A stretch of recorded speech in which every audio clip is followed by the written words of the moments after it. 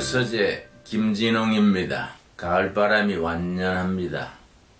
내가 살고 있는 동두천 세목골 골짜기에는 단풍이 이제 짙게 물들기 시작합니다. 단풍이 아름다운 것은 말로 표현할 수 없습니다. 산골짜기가 좋은 것은 겨울에 쌓인 눈, 봄에 새싹 돋아나는 실로, 여름에 우거진 숲, 가을 단풍, 이 사계절이 우리들을 보는 사람으로 하여금 마음을 치유하고 때로는 황홀하게 합니다.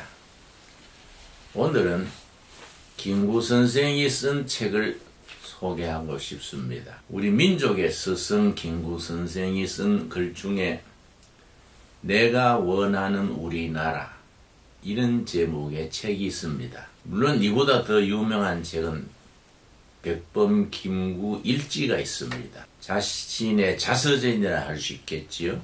대한민국 국민이라면 남녀노소를 물론하고 백범 일지는 꼭 읽어야 할 책입니다. 여러분, 서점에 김구 선생의 자서전 백범 일지가 구하기 쉬우니까 꼭 한 번은 읽어주시기 바랍니다. 이 책은 내가 원하는 우리나라, 김구 선생이 평소에 한 강연, 논설을 모아온 책입니다. 이 중에서 특별히 내가 원하는 우리나라, 그 식견과 그 경륜이 탁월합니다. 우리 시대에 이런 지도자가 한 분 계신다면은 우리 민족의 장래에 대해서 무슨 걱정할 필요가 있겠습니까? 특별히 김구 선생은 통일한국 시대를 염원하면서 두 나라로 갈라지지 말고 어쨌든 한 나라 한 민족이 돼야 된다, 뜨거운 가슴으로 그걸 호소했습니다. 물론 그 당시의 국제 정세, 북한 김일성 그 정권의 뜻에 안 맞는 점이 있었지요. 그건 별도로 치더라도 김구 선생의 통일에 대한, 한민족 한국가에 대한 뜨거운 가슴, 순수한 마음만은 우리 후손들이 꼭 기억해야 될 줄로 압니다. 김구 선생이 그냥 암살당하지 아니하시고 이승만 대통령이 초대 대통령이 돼서 헌법을 제정을 하고 자유민주주의 국가 세우고 6.25를 물리친 뒤에 제2대 대통령으로 김구 선생이 되었다면은 우리 민족의 역사는 훨씬 좋아졌을 것입니다.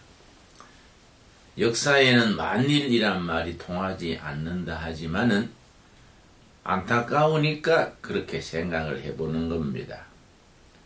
이 책 중에 내가 원하는 우리나라 한 절을 제가 인용을 하겠습니다.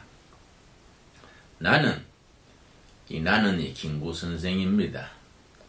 나는 우리나라가 세계에서 가장 아름다운 나라가 되기를 원한다. 가장 부강한 나라가 되기를 원하는 것은 아니다. 일본을 부자 나라라 합니다. 경제 대국이라 합니다. 선생께서는 그런 부유한 나라, 부자 나라가 되기를 원하지 않는다. 내가 남의 침략에 가슴이 아팠으니 내 나라가 남을 침략하는 것을 원치 않는다. 옳은 말이지요. 우리는 조상 대대로 한반도에서 흰옷 입고 살면서 평화를 사랑했던 민족입니다. 우리는 외국을 침략한 역사가 없습니다. 뼛속 깊이 우리는 평화를 사랑하는 평화민족입니다.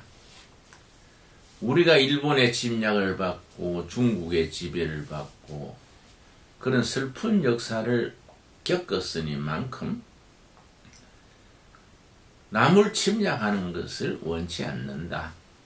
참 옳은 말입니다. 우리의 부력은 우리의 생활을 풍족히 할 만하고 우리의 강력은 남의 침략을 막을 만하면 족하다. 오직 한없이 가지고 싶은 것은 높은 문화의 힘이다. 그 유명한 김구 선생의 문화민족론입니다. 우리가 세계의 문화로서 기여하는 우리 대한민국이 돼야 한다.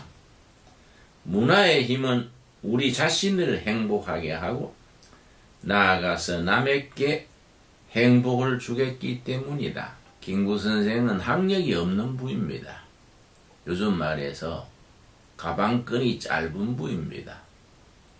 한문 서당하고 그저 한글 읽히고 그 정도 했습니다. 그런데도 이 높은 이상을 가졌습니다. 우리가 경제력으로 세계에 자랑할 것이 아니다. 무력으로 자랑할 것이 아니다. 무력은 남의 침략을 막을 만하면 족하고 경제는 꾸지 아니하고 따뜻하게 살만하면 족하다. 우리가 자랑하고 추구해야 될 힘은 문화의 힘이다. 문화는 우리를 행복하게 하고 다른 사람들을 행복하게 한다. 그런 정신문화, 높은 수준의 문화를 가진 나라가 되자. 얼마나 고상한 생각입니까? 요즘 들어가서 방탄소년단이니 싸이니 한국 문화가 드라마니 세계로 뻗어나가는 것을 보면 김구 선생의 생각이 새삼스러워집니다. 우리 한민족은 이제 통일한국을 앞두고 문화민족으로 세계에 기여해야 합니다. 세계 문화를 높이는 일에 우리 코리아가 큰 몫을 할 수 있는 미래가 열려야 합니다. 그런 점에서 김구 선생의 이 글이야말로 지금 우리 시대의 화두가 될 수 있는 높은 이상의 글이라 하겠습니다. 여러분, 열애전에 나온 김구 전집이 있습니다. 보시는 바처럼 백범 김구 전집 이래서 12권짜리가 있습니다. 서재 김구 전집 12권이 준비되어 있습니다. 그 중에 8권에 보면은 김구 선생이 해방 이후 8.15 이후 상해 임시정부 주석 자격으로 기후해서 경교장에 머물면서 여러 강연했던 내용들이 있습니다. 그 중에 한 구절 자기 어머님의 이야기를 했습니다. 한 구절 인용하겠습니다. 그때 어머님께서 면회 오실 때마다 김구 선생이 일본 헌병을 죽이고 또 대한제국에 대해서 반항하는 죄로 사형 선고를 받고 제물포 인천교도소에 수감되어 있었습니다. 그때 어머님이 면회 와서 한 얘기입니다. 그때 어머님께서 면회 오실 때마다 오셔서 하시는 말씀이 내가 자주 오지 못할지라도 너는 하나님의 말씀을 잊지 말고 있어야 한다. 그리고 내가 너를 늘 위로해 주지 못하지만은 하나님께서는 너를 위로해 주시리라 부디 늘 기도하는 중에 지내어라. 어머니가 기독교 신앙에 대해서 이렇게 권면을 했습니다. 김구 선생은 청년 시절에 제물포 교도소에 있으면서 기독교 신자가 되었습니다. 해방 이후에 임시정부 주석 자격으로 기후한 이래 일반 연설에서 다음 같은 연설을 했습니다. 그러면 본인은 5천년 역사에 빛나는 우리나라를 다시 세우는 데에 어떠한 나라를 세워야겠습니까? 첫째는 건국이요. 둘째로 건교입니다. 나라 세우는 건국, 그 다음에 바른 교육, 바른 종교를 세우는 건교 두 가지를 짚었습니다. 나라를 세우는 동시에 종교를 세우겠다는 것입니다. 종교 없는 나라는 남에게 업심여김을 받게 됩니다. 김구 선생은 좁은 의미의 종교가 아니라 문화의 실체가 되는 종교, 정신문화의 핵심을 종교에 두었습니다.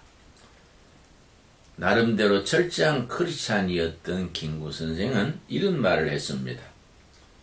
그래서 새로 시작되는 대한민국은 경찰서 열을 세우는 대신 반듯한 예배당 하나를 세워야 합니다.